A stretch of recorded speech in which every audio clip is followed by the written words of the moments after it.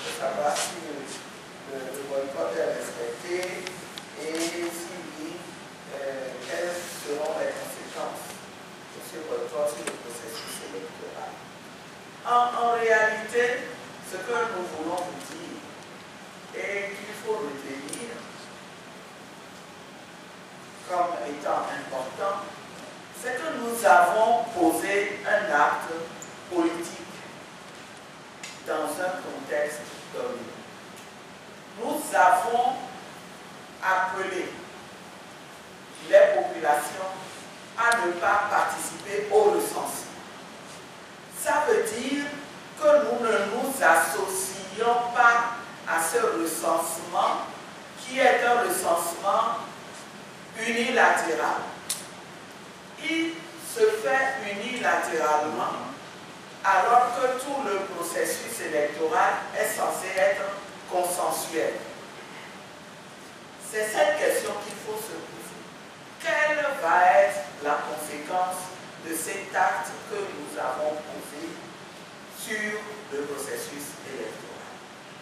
La question, ce n'est pas de savoir est-ce que le boycott a été suivi ou pas. Et même pour répondre à cette question, nous dirons oui, ça a été suivi.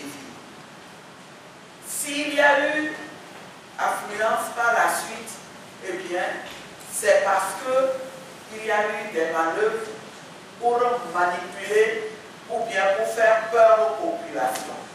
Et donc, l'acte que ces populations-là posent en allant se faire enregistrer pour ne pas avoir de problèmes maintenant ou dans un avenir proche, ben, ça n'a aucune valeur juridique.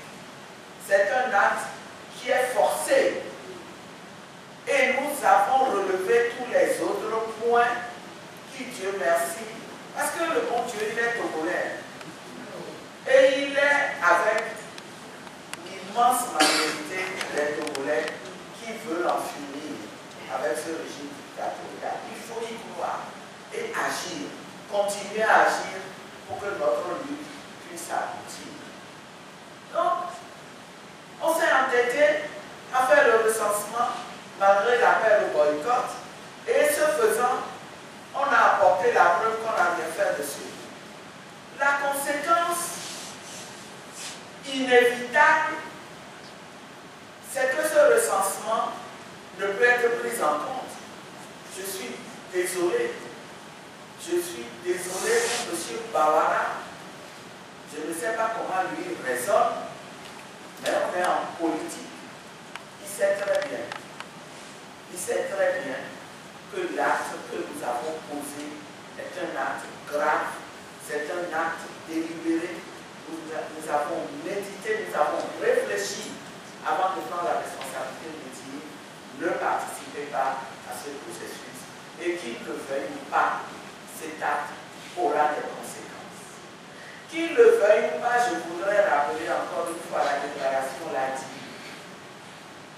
2018 n'est pas 2015, ni 2013, ni 2016. Aujourd'hui, le contexte a changé et ce régime ne peut pas continuer à croire qu'au nom d'une certaine souveraineté arrachée aux populations, qu'il est libre de faire ce qu'il veut jusqu'au bout comme par le passé. Aujourd'hui, le processus est encadré par la CEDEAO. Nous avons reçu une feuille de route, comme cela se fait dans tout processus de règlement de crise dans notre sous-région. Il y a des procédures qui sont mises en place. Vous pensez qu'on va faire exception pour le Togo? Si on fait exception pour le Togo, on le fera demain pour un autre pays en crise. On prendra le risque pour les beaux yeux de M. Faure Gnassingbé et pour les intérêts personnels et ceux de sa famille de mettre